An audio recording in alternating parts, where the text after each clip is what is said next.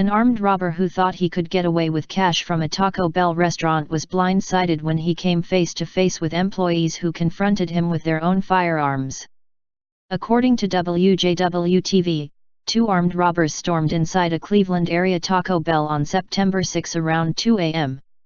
Cleveland.com reported that the robbers demanded that the employees get on the ground before walking up to the cash register to steal money. That's when 3 employees pulled out their own guns in self-defense and fired several shots. One of the criminals ran out of the fast food restaurant, while the other was critically injured. When police arrived at the scene, they found one of the robbers with multiple gunshot wounds. He later died at an area hospital. The man who was fatally shot was identified as 24-year-old DeCarlo Jackson, a man with a lengthy criminal history. On his record were 3 prior convictions for attempted drug trafficking.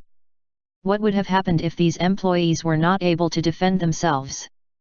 If it was up to liberal lawmakers, the Second Amendment would be obsolete. These employees and other well-intentioned Americans would not be allowed to carry guns at all, and criminals would have the freedom to threaten the lives of innocent people.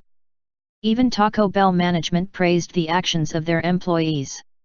The franchise store owner released a statement which claimed their gun policy is implemented at the owner's discretion. Clearly, the owner was smart enough to arm his employees with the tools necessary to defend themselves in case of such a scenario.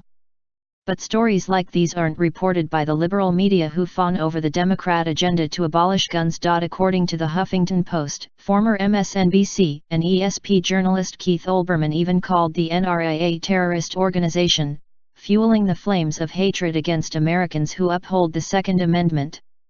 The right to bear arms is a crucial piece of America's identity. The government cannot always protect the people in these individual cases, and so the Second Amendment gives power to the people to defend themselves. Thank God there are still people like these employees whose stories prove that the right to bear arms is critical and irreversible. Share this story on Facebook and Twitter and let us know if you think that all employees should be allowed to carry guns.